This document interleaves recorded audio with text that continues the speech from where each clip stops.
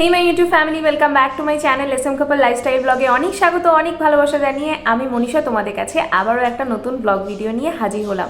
সকাল সকাল বসে পড়েছি হচ্ছে মেডিসিনের পাতা নিয়ে, তো টিফিন করব, তারপর মেডিসিন খেয়ে কাজকর্মে লেগে পড়ব। তার আগে বলে দিই, কালকে গেছে তোমাদের কাছে হচ্ছে সোমবারের ভিডিও, আর আজকে যাবে হচ্ছে কালকে শ্যুট করা ভিডিওটা। আবার রেগুলারিটি মেনটেন করার চেষ্টা করছি খুব করে, কিন্তু মাঝে কিছু না কিছু এমন হয়ে যাচ্ছে, হয় আমার ট্রিটমেন্ট ইস্যু হয়ে যাচ্ছে, নয় আমার কোথাও যেতে হচ্ছে ইমার্জেন্সিতে, সেই জন্য আমি পেরে উঠছি না। ব্লগ রেডি থাকলেও বা করার ইচ্ছা থাকলেও আমি সেটা করে উঠতে পারছি না, এটা হয়ে যাচ্ছে ব্যাপার। তো যাই হোক, কিছু করার নেই, যখনটা টাইম পাচ্ছি, যেটুকু সুযোগ পাচ্ছি লাইফটাকে এনজয় করার, ব্লগ ভিডিও করে নিজেকে খুশি রাখার, আর তোমাদেরকে সাথে নিজের সাথে একটা রিফ্রেশমেন্ট ব্লগ দেওয়ার, তো সেই সুযোগটাকে হাতছাড়া করা কেন। চলো আজকের ভিডিওটা শুরু করছি, আর তোমরাও স্কিপ না করে দেখতে থাকো। এইমাত্র স্নান সেরে এসেছি, তো সেই কারণে চুলটা এলোকেশি হয়ে রয়েছি, তো ক্লিপ দিয়ে নিই, আর তারপর আগে সবার প্রথমে চিয়া সিডসটা খেয়ে নিই, তারপর ডেলি রুটিন শুরু।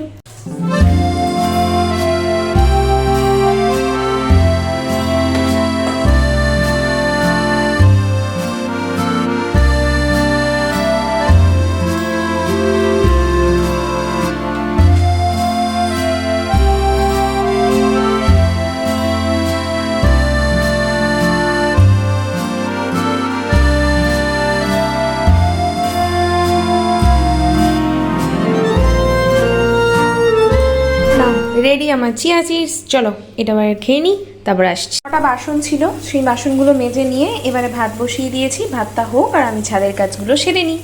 আজকে 2 বালতি জামা কাপড় আছে, কারণ কালকে বলেছিলাম যে বাড়ি বাড়ি জামা কাপড়গুলো কমফোর্ট দিয়ে ধোয়া হয়নি, সেই জন্য আমি আর ওগুলো মেলতে যাইনি, আর তাছাড়া বেলাও কাভার হয়ে গিয়েছিল, বেকার মেলা হতো।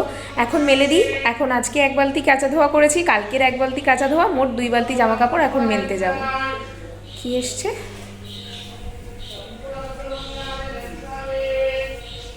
কি জানি, বালিশের কভার টভার বোধহয় বলছিল, আস্তে আস্তে চলে গেছে। যাই হোক, 2 বালতি জামা কাপড় ছাদে মেলে দিই, তারপরে ছাদের কাজ শেষ হবে।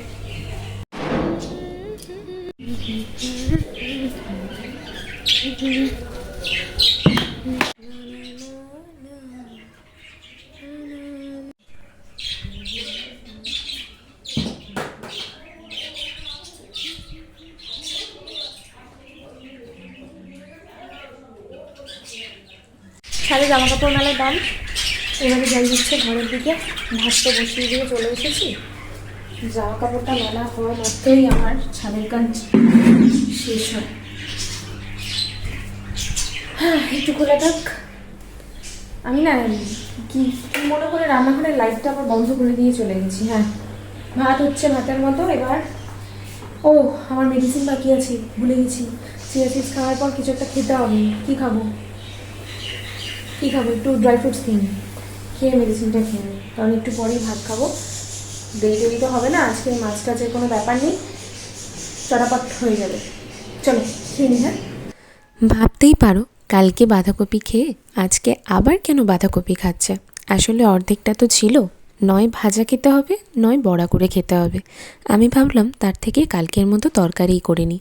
কালকে তো আর জুত করে করা হয়নি, আজকে বরঞ্চ ভালো করেই রান্না করি। সবজি কাটা হয়ে গেছে, এই যে আলু, বাঁধাকপি, কড়াইশুঁটি। কালকে বাঁধাকপিটা খেয়ে না ঠিক মনের মতো লাগেনি। যাই হোক, ভালো ছিল, কিন্তু ওই যেভাবে আমি করি আর কি, রসিয়ে হয়নি সেভাবে।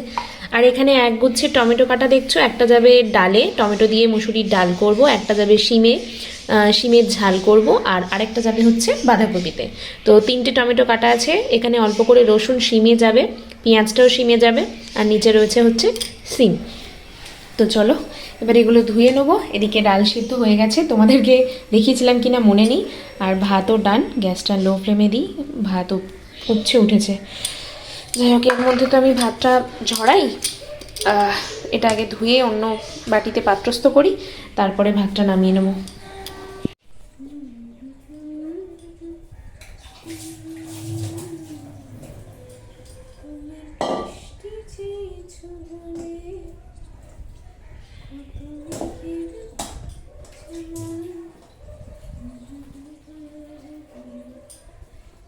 ডাল সিদ্ধ নামিয়ে রাখলাম, আর ভাতটা যে গড় দিলাম দেখতেই পেলে। এবার হচ্ছে বাঁধাকপিটা সিদ্ধ বসিয়েছি অল্প জলের মধ্যে, আর ওপর থেকে দিয়েছি হচ্ছে নুন।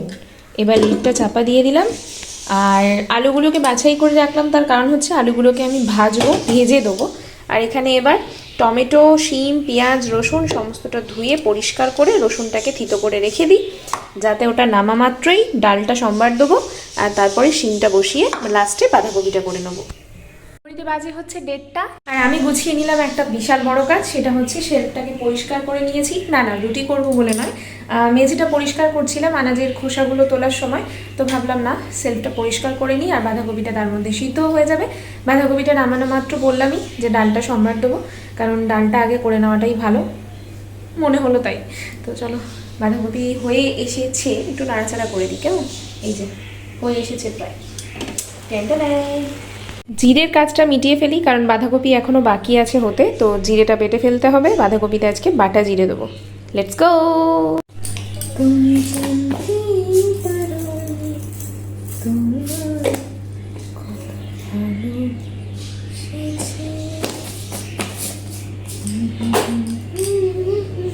টমেটো, শিম সমস্তটা গুছিয়ে ধুয়ে রেখেছিলাম। এবারে এখান থেকে একটা টমেটো যাবে হচ্ছে বাটায়। এই যে 4 কুচি ডাল।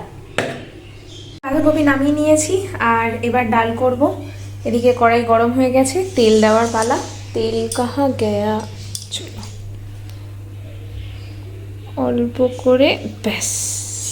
কড়াই গরম হয়ে গিয়ে কড়াইটা পুড়েও গেল, যাকে কিছু করার নেই। ধনে পাতা আনতে বলেছিলাম, ভুলে গেছে বাবা, তাই শুকনো লঙ্কা, টমেটো আর জিরে ফোড়ন দেবো, ভুলে গেলাম। বলো, একটা কাজ করতে গিয়ে আর একটা ভুলে গেল। জিরেটা দিয়ে নিই, দাঁড়াও। হ্যাঁ, তো অল্প করে জিরে দিয়ে নিয়েছি। এবার টমেটোটা ভাজা হলে এতে নুন, ডালে আমি না সিদ্ধর সময় নুন দিতে ভুলে গেছি, আবার আজকে এত কাজের কাজ করেছি।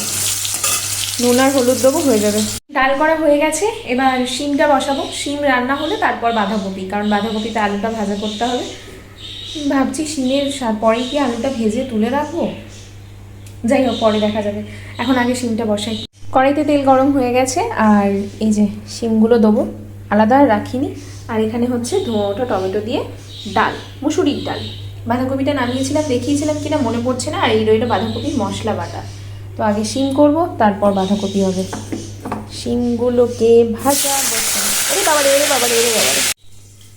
শিম ভাজা নামিয়ে নিয়েছি আর এদিকে আলুটা বাঁধাকপির ভাজা বসিয়ে দিয়েছি, কারণ দেখলাম তেল বেশি রয়েছে, তো শিমে এতটা তেল যাবে না, সেই জন্য আলুটা সেই ফাঁকে বসিয়ে দিলাম। ছাদের দরজা বন্ধ করে দিয়ে এলাম, কারণ বেলা বেড়েছে অনেক। এবার তোমাদের দাদাভাই চলে আসবে, আমার রান্নাও প্রায় শেষের দিকে।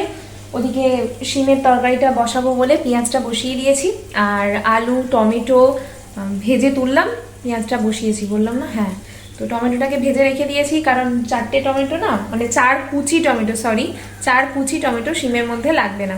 অ্যাকচুয়ালি আমি একটা রেসিপি দেখছিলাম শিম বটি বলে, কিন্তু আমি পারি না করতে, আরেকবার ভালো করে দেখতে হবে। আমি শুধু মুখে শোনা ভাবেই আর কি করতে গিয়েছিলাম, আর রেসিপি দেখতে দেখতে আমার কাজের তাড়াহুড়োয় আমি আর মানে কন্টিনিউ করতে পারিনি রেসিপি দেখাটা। এখন আর সে সময় নেই। ওই আমার মতো করে আজকে একটু শিমের ঝালি বলে ওটাকে, সেইভাবে করে খেয়ে নিই। অন্য আরেকদিন সিমবটি করার চেষ্টা করব। তো পেঁয়াজ ভাজা হয়ে এসেছে, এবার রসুনটা দিয়ে দিই, চলো।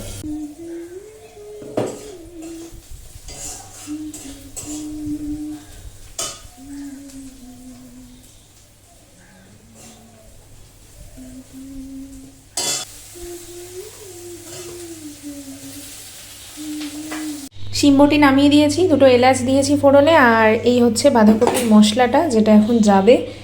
আর বাঁধাকপির আলুটা তো এটা রয়েছে, একটু ভেজে হালকা করে সটে করে রেখেছি। ডালটা বসে যাচ্ছে দেখেছো, শীত বলে কাঁচা লঙ্কাগুলো বাঁধাকপিতে যাবে। বাঁধাকপি সিদ্ধ করে নিয়েছি, আর তোমাদেরকে তো দেখানোই হয়নি, আমি কিন্তু এর থেকে আরেকটু জিরে কাটতে পারি, তবে আজকেও কাটতে পারিনি। সেটা কেন পারিনি জানি না, তবে এর থেকে সামান্য আরেকটু ঝিরে ঝিরে কাটতে পারি। আমার দিদা একদম মেশিনের মতো কাটতো, আমি তো পারিই না। মাও পারে, আমি পারি না, অকম মা আর কি। চলো, গরম হয়ে গেছে, এবার মশলাটা দিয়ে দিই। বাঁধাকপির মশলা কষানো হয়ে গেছে, এই যে মশলা থেকে তেল ছেড়ে দিয়েছে। এবার সিদ্ধ বাঁধাকপি আর আলু দিয়ে দেওয়ার পালা। আগে আলুটা দিই, তারপর বাঁধাকপিটা দেবো। ওই দেখ, পড়ে না, আরে পড়বি তো।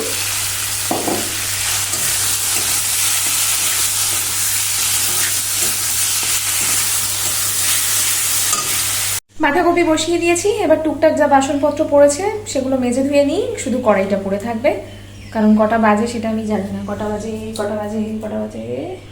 1:57, মানে 2 বাজে। ও আমার খেতে খেতে তোমাদের দাদাভাই চলে আসবে। তো চলো বাসনগুলো মেজে নিই, বাসনটা তো মাজা থাকবে, দেখে মনের শান্তি যে আহা হা আমি কাজটা শেষ করতে পেরেছি। পত্র মেজে এখানে রাখলাম, এখন উপর দিতে পারবো না, কারণ এই যে তরকারি ভাত রয়েছে, আর ওপর থেকে একটু অল্প করে সুগার ফ্রি দিয়েছি, আর একটু জল শুকনো হলে নামিয়ে নেবো বাঁধাকপিটা। দেখিয়ে নিই, এই হচ্ছে শিমবটি যেটা করেছিলাম, আর ভাত, ওদিকে তো মুসুর ডাল রয়েছে, তরকারি নামার অপেক্ষা, গরম গরম খেয়ে নেওয়া হবে। ধোয়া ওঠা বাঁধাকপি ডান, এবার খেতে বসে যাই। তোমাদের দাদাভাই বাড়ি এসে গেছে, ও তো এখন খাবে না, তো আমি খেয়ে নিই। বেআইনিভাবে হচ্ছে কেন? কি বেআইনিভাবে দেখেছে? মায়ের সাথে কথা বললে কি হবে? প্রথম যখন শিম্বটি রান্না করেছি সেই সময় যদি ভাতে মেখে মুখে দেওয়ার পর এক্সপ্রেশনটা না দিই, তাহলে কি আর রান্না করলাম বলো?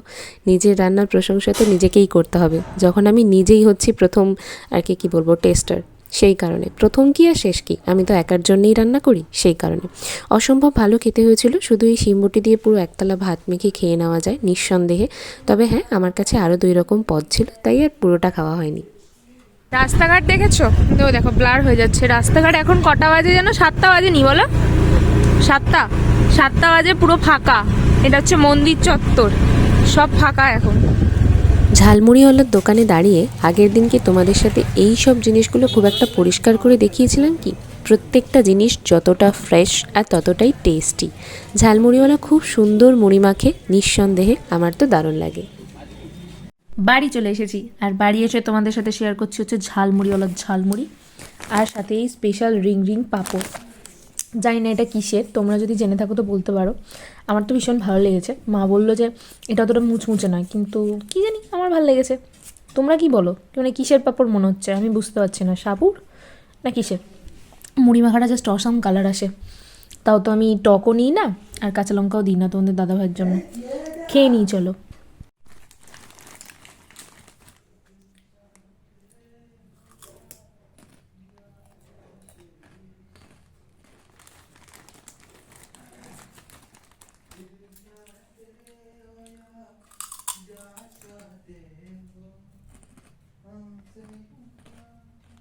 এই প্যাকেটটা তোমাদের সাথে কালকে শেয়ার করব কি আছে। আপাতত এই বক্সের পাহাড়গুলো তোমাদের সাথে শেয়ার করি কি কি আছে।